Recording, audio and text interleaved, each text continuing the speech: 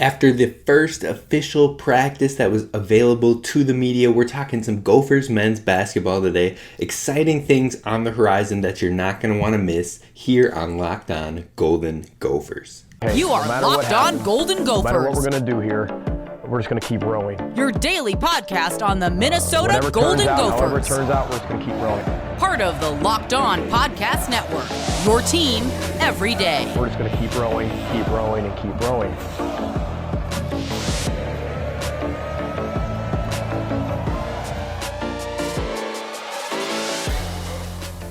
Hey, you're listening to Locked On Golden Gophers, part of the Locked On Podcast Network, your team every day. My name is Kane Rob, host of the podcast, former collegiate football video coordinator and recruiting assistant, here to talk Golden Gophers with you. That's right, you, each and every day of the week, Monday through Friday, 5 days a week. It is a daily show, so be sure to subscribe on YouTube so you never miss an episode. You can drop comments down below about what you're liking, what you're not liking, how excited you are about the Gophers, whether that be in basketball for men's and women's, football, hockey, you name it, drop it down below. And please be sure to follow the Locked On Golden Gophers podcast wherever you get podcasts and leave a 5-star review so others can find the pod. Now, today we're diving into a lot of basketball. We've been talking football all week, prepping for Purdue, and tomorrow we will finish that prep off with Tristan Spanford, who will come in and do predictions with us as he does each and every week. But today we're talking basketball, and I want to jump into the notes that I had from this first official press practice that was available to the press for men's basketball.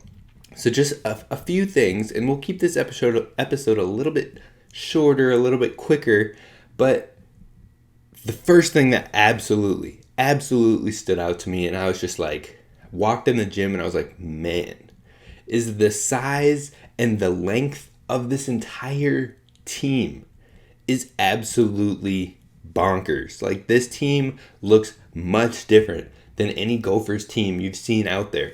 And yes, Ben Johnson was here last year, and yes, we had a bunch of players last year, but they were not the same as the squad. We lost like 10 players last season to graduation, some to transfer, some to finishing their eligibility. We lost 10 players, and Coach Ben Johnson had mentioned in the press conference that yes, he is thankful and grateful for what all those guys did, how they helped to build the culture last year, and how they helped us get this thing kicked off. But this year is the new year, the first year, in a sense, with how much youth we have on the team, with how we're getting started, how we're building things with recruits that he has went out and got, recruits that he's been building with.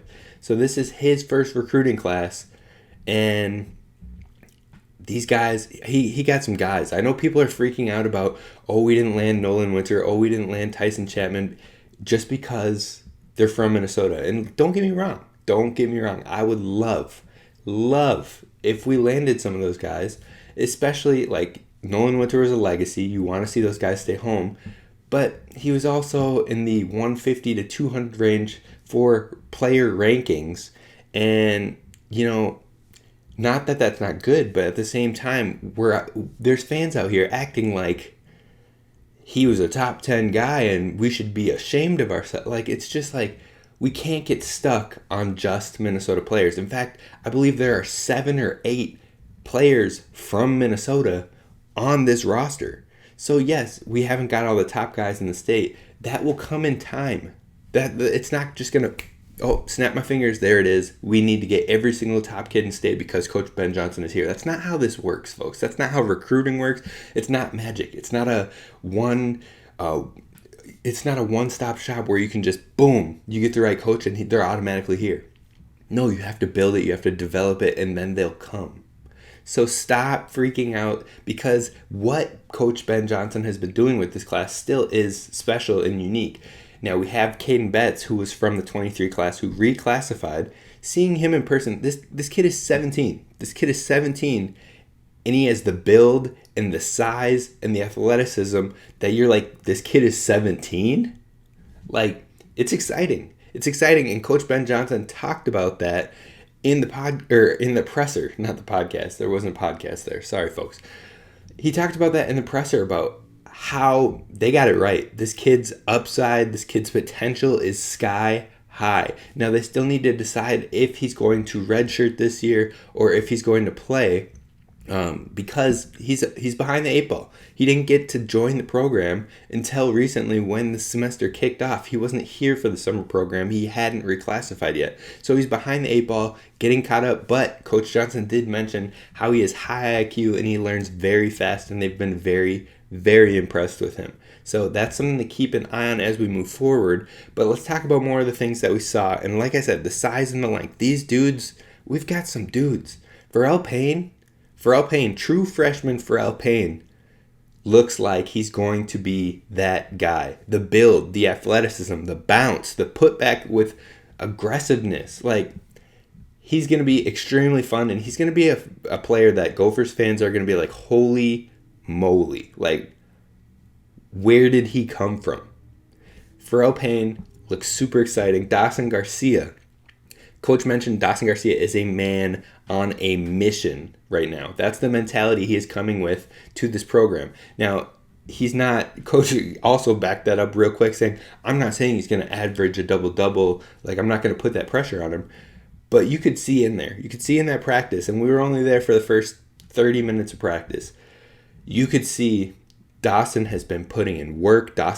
He looks consistent. He can hit it from anywhere on the floor. He can play with guard-like abilities in certain positions on the floor. He can see the floor and kind of manage where the ball is going, manage getting the ball to an open man. Dawson Garcia was very impressive, even in just that small sample size. Now, of course, he should be. He played at a blue blood school like North Carolina. He played for Marquette, who was a strong power program for quite a while. So, yes, we knew the talent was there, but seeing it live and in person, seeing him working down with the bigs at the beginning of practice, it gets you excited. It gets you going, and to hear how he has taken on the mantle of leadership and that him and Jameson Battle have really been pushing and driving and showing these guys what true leadership is and that they follow, and that's how they learn from the jump. That is going to be a major development step for these young guys. 5 true freshmen, and Trayton Thompson, who also has 1 year in the program but could be seen basically as a freshman. Basically, he didn't get a ton of time last year. He got a year in the program, but at the same time, it was with a lot of guys that are no longer with us. He didn't see the opportunity that he had imagined.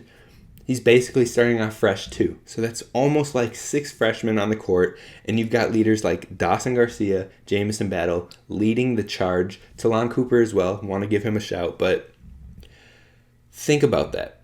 As a true freshman, you're learning ways, and what you're seeing is Battle and Garcia, who come in each and every day, man on a mission mentality, putting in the work, putting in the grind, and that becomes the norm.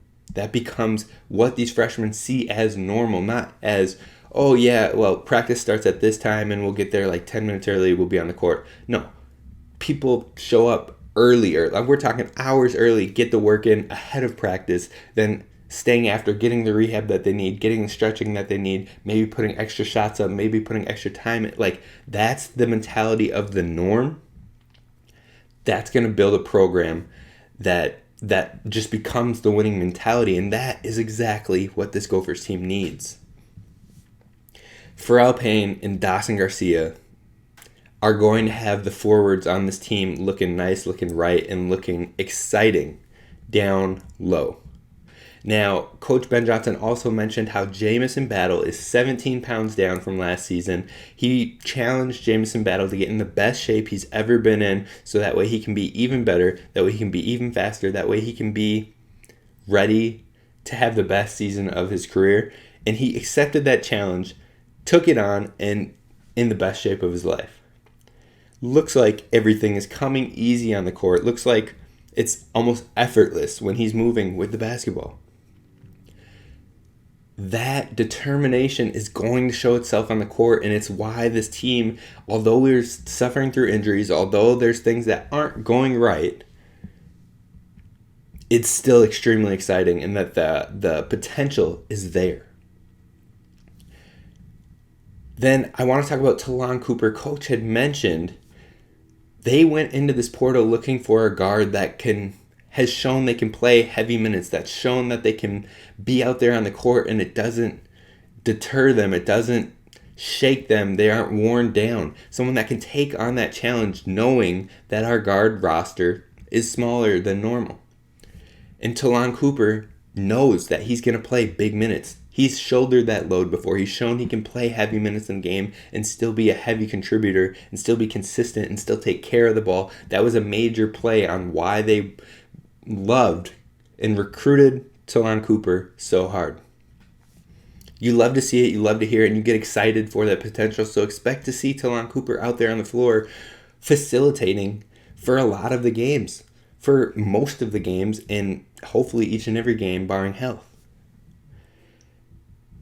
That just stacks up for you have 5 true freshmen and a sophomore who has little experience with these 3 leaders, these 3 veterans, and Torres Samuels, who also comes in and brings leadership at a different level.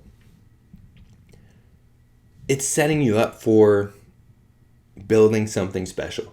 And that is what this basketball program is doing. So don't worry about the wins. They will come in time.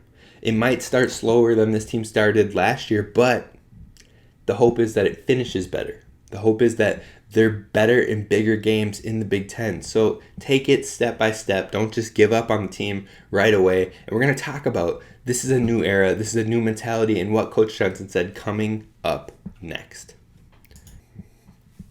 First, we got to talk about our friends over at BetOnline. BetOnline is where you need to go, your number one source for football betting information this season. You can find all the latest player developments, team matchups, news, podcasts, and in-depth articles and analysis on every game over at BetOnline.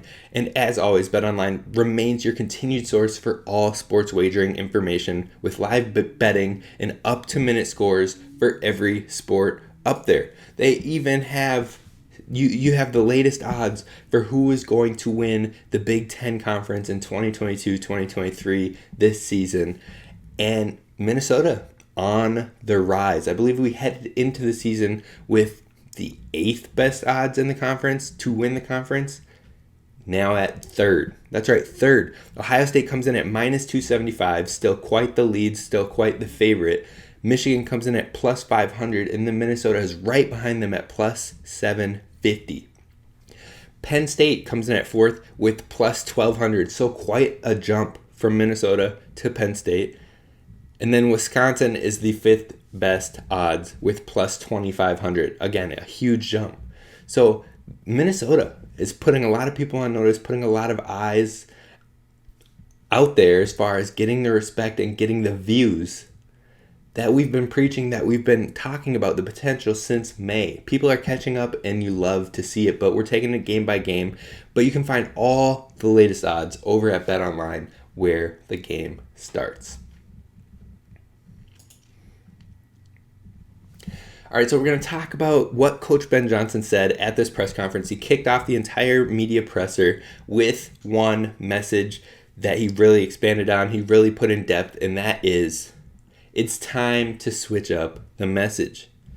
No more woe is me, no more there goes the season based on an injury or based on a negative outcome or based on, no, like Minnesota sports fans have been through a lot, and he understands that, being from Minnesota, being born and raised, grown from Minnesota, and been through it all. He's been here. He's been through what you've been through, fans. He knows. He understands. He gets it. But that's not a winning way. That's not what winning programs do. They don't look at the negatives, look at an injury and be like, oh, there's the season. Oh, we lost a game we shouldn't have. This team's going downhill. So it's time to switch up the message, not only for the players, not only for the coaches, not only for the staff involved with the basketball program outside of the coaches, but for the fans. You, the fans. We got to change the mentality. We got to switch it up and create our own path, a winning mindset.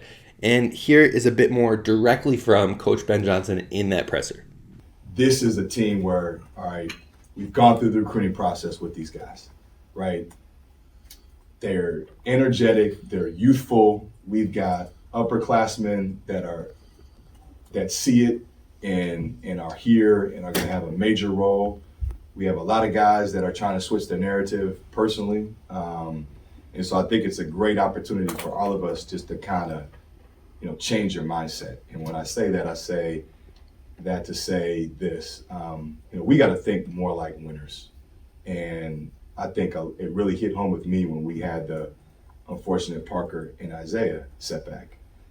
We can't be in the mind frame of like, here we go again, or, oh my God, how did this happen again? We gotta own it, obviously, and we feel terrible for those guys, and we'll be with them every step of the way. They're obviously still part of our program. But our mind frame has to be like, that's not the narrative of this team, right? It's not going to be, typical Minnesota story, 2 injuries again. We're already off on a bad note. It's the same. No. Like, that has to change, and it's going to change. And the mindset of our staff, of our players, is we embrace the past, we respect it, we honor it, but we have to create our own path, and we have to create our own vision. It starts with that winner's mentality. Like Kentucky, Kansas, Arizona, teams in our league, they don't think like that. They think like winners think. Like, all right, here's what we got to do. We got a plan in place. We don't worry about obstacles. We don't worry about adversity. We push through. We're not consumed with that. And I think if we can do that, not only in our program, but just, get our fan base, get everybody that's involved and in this building to understand that, like, we're going forward. And, what's done is done. But like, that can never be in the back of our minds. In the back of our minds, it's got to be the winning mentality of every single day. We've got guys here that we want to coach. We want to improve. We want to get better. We want to continue to build and build and build. So you've heard it straight from Coach Ben Johnson, how we need to switch it up, how we're changing the mindset and switching up the message. I love this because it stands true for Minnesota sports fans. You've got Buxton injuries after so much hope. You got playing the Yankees. It seems like we always choke, especially in the playoffs. You've got the Wild in the playoffs, who look like the best Wild team we've ever seen. Kaprizov putting up 100 points, and we lose in the first round. You got teams losing a game they shouldn't, like the Vikings getting blown out by the Eagles, or the game before the Super Bowl, or you know what I'm saying. You understand what I'm saying. You got wide left multiple times. Multiple times the ball's been kicked wide left to go to the Super Bowl, to go to the next round of the playoffs that you should have won a game in.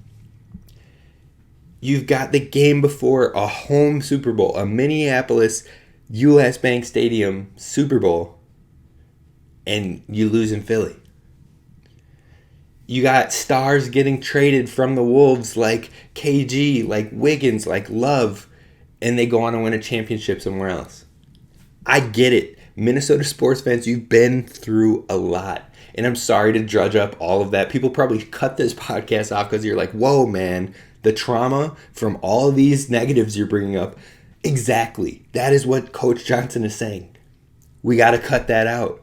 We got to move forward, and we have to be like, next man up. We have to be like, it's okay. We're building the right thing. It's okay. Jameson Battle is going to go ball. It's okay. Dawson Garcia is going to put the team on his back. It's okay. Talon Cooper is going to put the minutes in. It's okay. This program and this coach know that how to keep moving forward, how to keep building, how to thrive.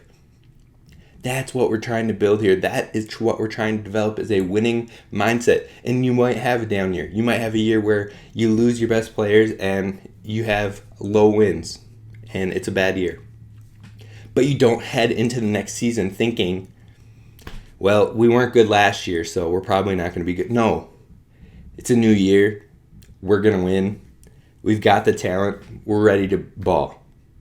That is what he's trying to say, and that is what he's trying to move on from, is that negativity, that Minnesota mentality of sports that you've been through a lot, and I just went through it all, and I missed a lot along the way.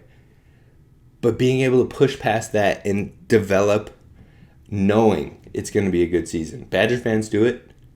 Kentucky fans do it. Duke fans do it. There's years Duke gets bounced out of the first round by a 15 seed. You think they come back the next year thinking, oh, well, we lost to a 15 seed, so it's probably going to be a bad year. No. They come in like it's a championship year. They come in like we're winning the ACC. You think Kentucky does that in the SEC? No. You think the Badgers do that in the Big Ten? No. And the Badgers have had some down years. They haven't been the Final Four teams of Kaminsky and Decker and Tucker and all. No, they haven't been that team. They've had success because they have the mentality, it's a new year and we're going to win the Big Ten. That is the mindset that we need to develop here with the Gophers, and that is what Coach Ben Johnson is saying. So I hope that you understand that. I hope you can start to agree with it and give the program time to grow. See the athletes that Coach Ben Johnson is bringing in and trust the process. We still have a top 30 commit that will be here this week on campus through homecoming starting today. His visit starts today. When you're listening to this podcast, if you listen to it on the day it comes out on Thursday, Dennis Evans will be here, a top 30 recruit. Former 5-star guy, still 5-star talent. We don't get those type of guys. He's seriously considering the Gophers. That should show you Coach Ben Johnson is building something the right way. Don't fret about losing every Minnesota kid when you've got the top player in Illinois committed here, one of the top players from Denver who just reclassified but is coming here, and then you've got a top prospect from California. Those three guys, if you put them in Minnesota and you said they were from here, they would be the number 1, the number 3, and the number 4 recruits in the entire state. But we're freaking out because we lost our 1 and 2. Like, trust the process. We'll build it as we go. Now we're going to close this show up with an updated projection for our rotation for the basketball team coming up next. All right, thank you for listening to Locked On Golden Gophers, making us your first listen when it comes to daily sports for Gophers. We're going to close up with our thoughts on the updated projection for the rotation for basketball. And this is just my thought to start the year. It will develop, it will adjust as guys produce more, as we get some minutes in games. But this is what I'm thinking to kick off the year. Now that the injuries, we did this early in the offseason, but we've had some injuries. We have. And so we got to adjust. Now, coming in at the 1 is Talon Cooper, playing 30 minutes a game is what I'm got him at right now. Coach Ben Johnson acknowledged he's going to be in there a lot, and they know that, and that was part of the reason they recruited him. A big part in his recruitment was knowing he can put in the minutes and be efficient with all of them. So Talon Cooper's going to play a lot. I've got Tor Samuels in at the 2 to start the year. I think somebody could take that starting 2-guard position over as time goes on with the younger guys, but I think you go with the experience and you go with someone who's been through college basketball just to kick it off. I've got him in there at 18 minutes a game, so not even fully starter minutes, but more of a rotational type guy. Then we've got Jameson Battle at the 3. That's surprising. He played a lot of 4 last year, but I do think we're going to play some big lineups this year, and I think our starters will probably be big. Jameson Battle with 35 minutes a game. He could play more than that some games. He could play a couple less than that, but he's going to be on the floor a lot for the Gophers like we saw last season. Dawson Garcia, similar boat, similar key player. The offense will run through him sometimes, and the offense will run through Jameson Battle sometimes. I've got Dawson Garcia in there at the 4. Even though he's 6'11", even though he's taller than who I have at the 5, he'll probably play the 4. He'll play inside and outside. But you could see him at the 5 sometimes too. I've got him with 35 minutes a game along with Jameson Battle. And then to round out the starters, I've got Pharrell Payne. That's right. I have true freshman Pharrell Payne in there with 25 minutes a game. I'm telling you, this kid, he's built for Big Ten basketball. He's got bounce out this world. He's athletic. You see the videos on Twitter and you're like, oh, this kid looks pretty good. You see him in person and you're like, whoa, this kid looks good. This kid's got potential. Like, whoa. So get excited for Pharrell Payne. That's going to be a fun one. And that's rounding out the starting 5. Now, how I'm doing these minutes per game is you have 200 minutes every game, 5 slots, and 40 minutes at each slot. So I'm breaking it down like that. So these all will add up to about 200 minutes, giving you that minutes per game. Now, people are going to flex, people are going to ebb and flow like we've said, but it's just a rough estimate. Now, the key rotation off the bench, I've got Braden Carrington with 15 minutes a game. He is someone I could see stepping into that starting 2-guard role. So someone to keep an eye on, especially as he continues to develop and get a feel for the game. Then I've got Jaden Henley, who will also play key, probably guard minutes. He could play some forward as well with his size, but I think he'll play a lot of guard or 1 and 2. Think of it more as a flexible position. It's not like your 5 is your center. No, we got 2 bigs out there, or we got 3 forwards out there.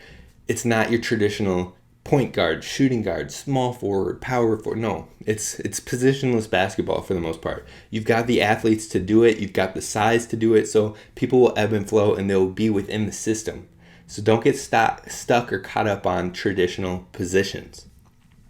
So I've got Carrington, likely one of those first guys off the bench in for the guards, and then Jaden Henley as well. I've got Jaden Henley as 12 minutes a game. I think he's going to play a lot of guard minutes. I think he's going to be featured in this rotation, so he'll be somebody that can see more time depending on how he develops, how he produces, how the game slows down for him. Then on the flip side, on the forward side, on the big side, you got Trayton Thompson. I've got him in there with 15 minutes a game.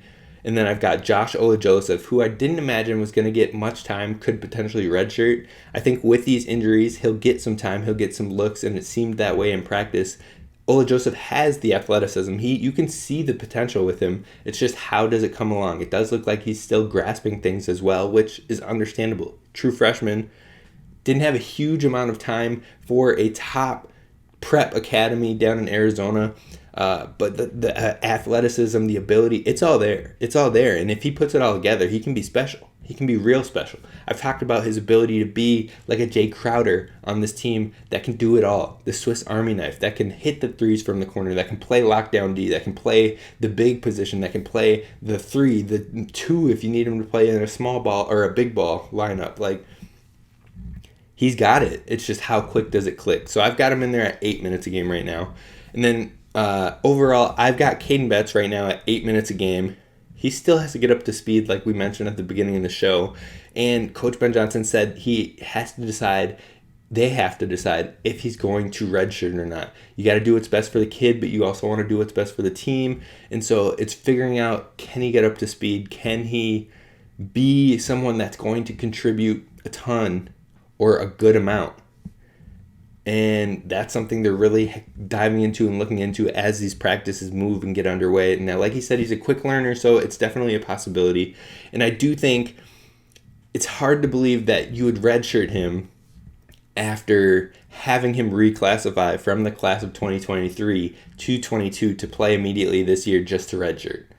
I mean, yes, he grows with the program, he develops with the program, but it's hard to believe that you won't get him out there in some capacity. So I do think he'll probably play. That's why I put him at 8 minutes a game.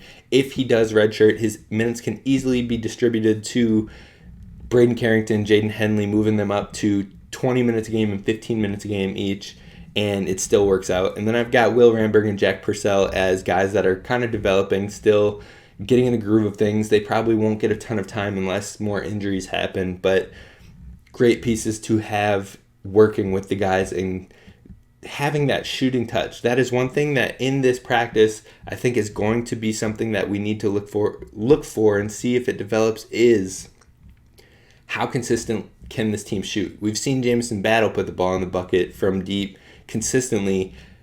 A lot of the players we've brought in have the ability. Talon Cooper, Torres Samuels, Dawson Garcia, Braden Carrington, Jaden Henley, but it's about how consistent can they put it in. Is it going to be something you can rely on, or are there going to be nights where we're so cold that we have to make our way inside and get bunnies, get inside looks more often than the three-pointer? That's one thing to look out for and keep an eye on for this team. The athleticism is there, the potential is there, but how consistent can we be from the three-point line? That's going to do it for us on today's show. I hope you enjoyed it. I hope you're getting excited for Gophers basketball. Tomorrow we're talking predictions with Tristan Spanford like we do each and every week. That's going to do it for me again. This is Kane Rob. Have a great day, and I look forward to hearing and seeing from you tomorrow. Row the boat, Sky Yuma, go Gophers.